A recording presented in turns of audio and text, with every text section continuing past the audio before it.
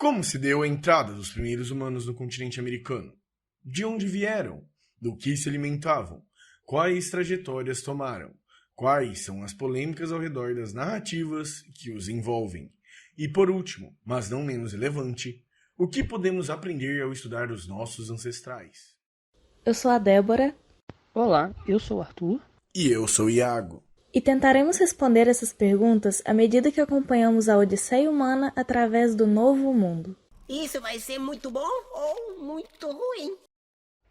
A primeira teoria criada para explicar a entrada dos seres humanos no continente americano foi a do Clovis First.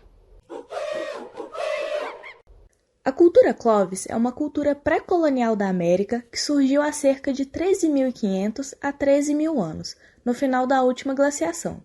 Acreditou-se que ela teve uma ampla dispersão geográfica associada à caça de mamutes e bisões, um modo de vida trazido da Sibéria. O nome Clovis se deu devido ao fato dos artefatos terem sido encontrados perto da cidade americana de Clovis, no Novo México. Em 1920 foi descoberto o principal sítio arqueológico dessa cultura. No entanto, suas evidências só foram aceitas em 1932, a partir de escavações.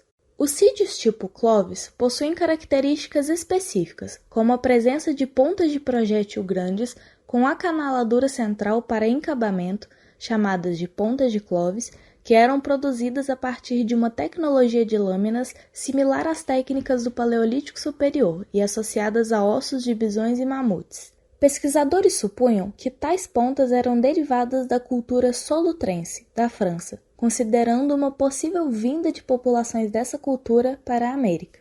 Na década de 1960 foi popularizada a datação por radiocarbono, permitindo a datação dos sítios Clovis, estimada em alguns sítios de 11.000 a 11.500 anos antes do presente, e dando espaço para a formulação da teoria Clovis First, de Vance Haynes Jr. Segundo esse pesquisador, durante o último máximo glacial, as geleiras presentes na entrada das Américas através da Beringia atuaram tanto como barreiras físicas quanto cronológicas para o povoamento da América. Dessa forma, Haynes estimou que o povoamento tenha se dado de fato somente em 12.000 anos antes do presente, quando um grande corredor de gelo se abriu em meio a essas geleiras, permitindo a entrada do povo de Clovis na América, sendo então entendido como o mais antigo povoador do continente. No que diz respeito a essa primeira travessia para a América, existem controvérsias, mas entraremos nesse assunto em breve. O modelo da supermatança veio para complementar a teoria Clovis First, e se trata da noção de que humanos caçaram em demasia a megafauna próximo do fim do Pleistoceno nas Américas, na Austrália e em outros locais povoados por tais animais. O modelo é utilizado como um exemplo primário do impacto que humanos podem ter no planeta. Você viu um mamute? Não, desculpa. Formulada por Paul Martin, tal hipótese diz que a rápida expansão humana através do continente se deu a partir da caça da megafauna, o que também provocou sua extinção. Através deste padrão predatório associado a um grande sucesso reprodutivo, estima-se que 500 anos tenham sido suficientes para o povoamento continental. Por quê? Será que ninguém gosta de mim? Será que ninguém se importa com a preguiça City? Aspectos da hipótese da supermatança são tratados como processos ecológicos já estabelecidos. Para alguns ecologistas, a supermatança providencia uma analogia para os impactos humanos na contemporaneidade e dá suporte à ideia de que humanos sempre tiveram, de certa forma, essa tendência ao consumismo exagerado. Ainda há um debate considerável, particularmente no campo da arqueologia, sobre a extensão no qual se pode conferir a responsabilidade da extinção da megafauna. Quando entrar em extinção, não reclama não. Cala a boca, Cid. Tá bom. No início do século XX, após uma enchente na cidade de Folsom, no Novo México, foram encontrados fósseis de uma espécie extinta de bisão gigante. Ao revolver o solo, a chuva trouxe à superfície vestígios ósseos de um integrante da extinta megafauna americana. Em 1927, durante a escavação do local, surgiram costelas do animal ao lado de uma ponta de projétil de fina fabricação, tendo na base uma canaleta para possível encaixe numa lança. Após análise de especialistas, especulou-se que o bisão havia sido morto por caçadores-coletores, sendo logo sinalizado como o primeiro indício confiável de que haviam humanos no continente americano ao fim da última glaciação, ou seja, uma primeira evidência da presença pleistocênica na América. Poucos anos depois, pontas de lança ainda maiores que as de Folsom, embora de manufatura menos sofisticada, apareceram na cidade de Clovis, também no Novo México. A professora doutora Adriana Dias é licenciada e bacharel em História, mestre em História com área de concentração em Arqueologia e doutora em Arqueologia. Ela tem interesse nas seguintes áreas de pesquisa: Arqueologia pré-colonial brasileira, Teoria e método em Arqueologia, História indígena e Patrimônio cultural. A Adriana nos traz informações preciosas sobre o povoamento da América, além de nos atualizar em relação a polêmicas e críticas recentes e antigas no que diz respeito aos modelos de explicação e vestígios relacionados aos primeiros humanos a pisarem nesse continente. Sobre a teoria de Clovis First, Dias nos traz as seguintes informações. Essa teoria, por mais que tenha sido hegemônica por muito tempo, está envolta em diversas polêmicas. Primeiramente, os pesquisadores que a defendiam sempre foram muito resistentes em relação a vestígios que antecediam a datação dos povos de Clovis, muitas vezes até impedindo escavações mais profundas que as do Horizonte Clovis.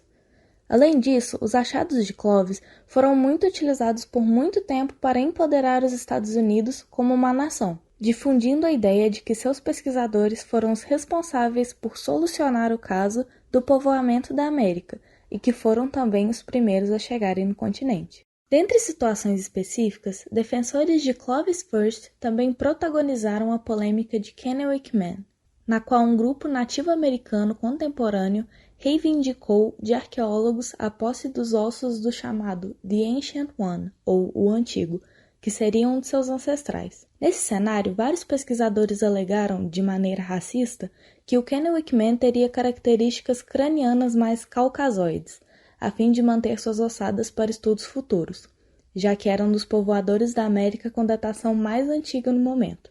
No final, a corte decidiu por devolver o Antigo para seus descendentes legítimos, os nativos americanos que o reivindicavam, com base em pesquisas genéticas que comprovaram seu parentesco. Em relação à procedência científica das teorias de Clovis First e o modelo da supermatança, várias críticas também são feitas. Várias das coleções que corroboram com esses modelos foram feitas por amadores, e é mais provável que a megafauna tenha sido extinta por mudanças climáticas do que pela caça incessante por humanos, com 500 anos sendo muito pouco para que esses grupos povoassem toda a América. Além disso, ao longo do tempo, foram encontrados sítios com datações mais antigas que as de Clovis e Folsom, como o de Monte Verde, no Chile, com uma datação que chega a 20 mil anos antes do presente. A Adriana também nos traz informações relacionadas às novas polêmicas que envolvem o povoamento da América. No campo da genética, há a possibilidade de uma primeira divergência genética pela separação da população original centro-asiática, de 40 mil a 20 mil anos antes do presente. Depois, de uma diversificação genética mitocondrial entre nativos americanos atuais, de 20 mil a 18 mil anos antes do presente, provocado por um isolamento populacional da Beríngia durante o último máximo glacial, sendo o corredor livre de gelo fechado apenas durante esses 2.000 anos, e, por último, uma expansão genética a partir de uma população fundadora composta por 1.000 indivíduos, que se expandiu rapidamente de 16.000 a 12.000 anos antes do presente. Além disso, a arqueogenética sugere que linhagens fundadoras dos sul-americanos se separaram no Panamá. Uma linhagem seguiu ao sul, pela costa do Pacífico, enquanto outra seguiu através dos sistemas fluviais do leste do continente para a bacia amazônica, para o Planalto Central brasileiro e para o Altiplano Central dos Andes. No campo de morfologia craniana, Walter Neves nos traz um modelo dos dois componentes biológicos principais, sugerindo um fluxo populacional pleistocênico, de 40 mil a 30 mil anos antes do presente, contemporâneo ao povoamento da Austrália, seguido por outro fluxo pós-glacial, em 12 mil anos antes do presente, responsável por fixar as características modernas das populações ameríndias. Críticas a esse modelo trazem à tona a homogeneidade genética dos povos contemporâneos e a relação arqueogenética entre amostras sul-americanas e norte-americanas, embora tenha possibilidade de origem de haplogrupos na Patagônia, entre 25.000 e 19.000 anos antes do presente. No que diz respeito a cronologias, Adriana nos informa sobre 3 cenários possíveis de povoamento e dispersão para a América. Um primeiro antes do último máximo glacial, um segundo durante o último máximo glacial e um terceiro após o último máximo glacial. Existem sítios que alegam comprovar essas cronologias. No Brasil, os sítios da Serra da Capivara, no Piauí, são os representantes de ocupações pioneiras no país, ou seja, antes do último máximo glacial, tendo datações de até 60.000 anos antes do presente. Entretanto, esses sítios também recebem críticas, e algumas delas são que os vestígios encontrados podem ter origens naturais. A publicação dos dados estratigráficos é parcial e os seus estudos tafonômicos são inéditos. Finalmente, Adriana nos traz questões que são consideradas consenso dentro da arqueologia pré-colonial, que a ocupação americana foi exclusivamente terrestre a partir da Beringia, e que sua cronologia é certamente anterior ao último máximo glacial. O professor Dr. Gustavo Politis possui graduação em antropologia e doutorado em ciências naturais. Politis, assim como Adriana, vem nos trazer informações acerca do povoamento da América. Entretanto, seus dizeres diferem em alguns momentos do ponto de vista trazidos pela Adriana, e apontaremos também essas diferenças.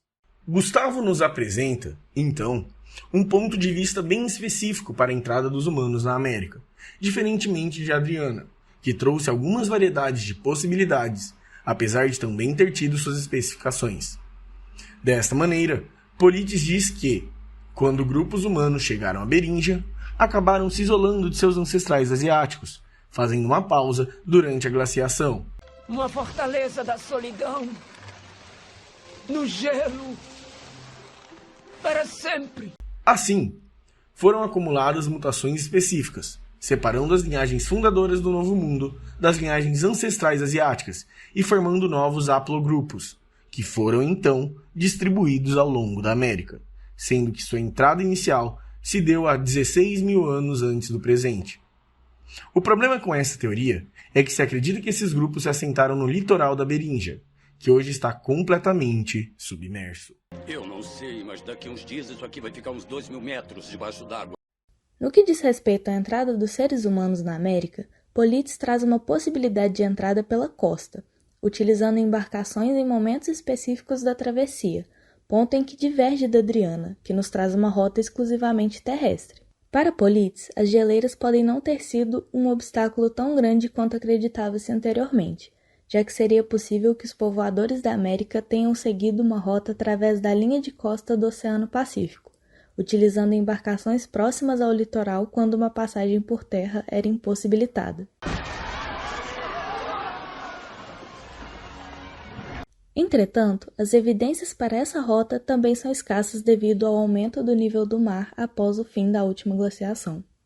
No campo da genética, o Politis também nos traz informações bem específicas. Para ele, a entrada na América gerou 2 correntes, chamadas de Ancestral A e Ancestral B. O Ancestral B permaneceu na América do Norte, enquanto o Ancestral A, que tem afinidade genética com o sítio de Clovis, surgiu em direção às Américas Central e do Sul. A rota para as outras Américas se deu da mesma forma apresentada por Adriana, seguindo a costa do Pacífico e se separando em 2 no Panamá, uma continuando ao sul e a outra seguindo os sistemas fluviais do leste do continente. O Gustavo também trouxe uma análise de subhaplogrupos chamados D1J, que é mais frequente nos Pampas e no norte argentino, e D1G, que é mais frequente no centro e no sul da Argentina. Eles se formaram no Cone Sul da América do Sul e ficaram restringidos a esse local. Segundo ele, as idades de divergência para essas linhagens se sobrepõem às primeiras datações da ocupação de alguns sítios da América do Sul, como o sítio Monte Verde. Finalmente, Politis tece uma explicação sobre o porquê de sítios pré-último máximo glacial serem problemáticos e que os impedem de ser 100% validados. Sua fala nesse momento se aproxima das explicações da Adriana, que também diz que os vestígios encontrados nesses sítios podem ter origens naturais, que a publicação dos dados estratigráficos é parcial e que os seus estudos tafonômicos são inéditos. Em conjunto, nós do grupo conversamos sobre essas teorias e modelos de entrada e dispersão na América e chegamos a uma conclusão consensual. Nós nos vimos tendo uma tendência maior de concordar com os ideais apresentados por Pollites, principalmente no que diz respeito à origem de haplogrupos na Beríndia e no Cone Sul e à entrada dos primeiros povoadores na América através de uma passagem pela costa do Pacífico, já que ele apresenta um modelo com mais evidências genéticas e conta com vestígios mais confiáveis e com datações que nos parecem ser mais realísticas, além de apresentar uma explicação mais detalhada da teoria na qual acredita. Entretanto, não descartamos completamente os ideais trazidos por Adriana, já que eles também se baseiam em argumentos e evidências válidas. Contudo, certas críticas nos convenceram de que ainda há trabalho a ser feito sobre esses modelos, que possa deixá-los mais críveis, realísticos e que provem cada vez mais sua existência de fato. Além disso, acreditamos que esses estudos devem ser feitos de maneira colaborativa entre os arqueólogos. Por mais que tenham crenças diferentes, para que seja possível chegar ao resultado mais próximo possível da realidade, sem que ninguém seja atacado ou prontamente descartado do debate. Nessa conjuntura, também achamos importante que os cientistas não se prendam a dogmas, assim como ocorreu com os defensores de Clovis First, que chegaram até mesmo a atacar verbalmente pesquisadores que pensaram diferentemente deles, impedindo que novas evidências e argumentos plausíveis dentro do tema fossem corroborados. Ainda há muito para se descobrir, e nada ocorreu exatamente como é dito. Mas acreditamos que a partir de argumentos baseados em evidências científicas, podemos encontrar as peças desse grande quebra-cabeça, nos possibilitando contar essa história aos poucos, e considerando que nada é uma verdade absoluta.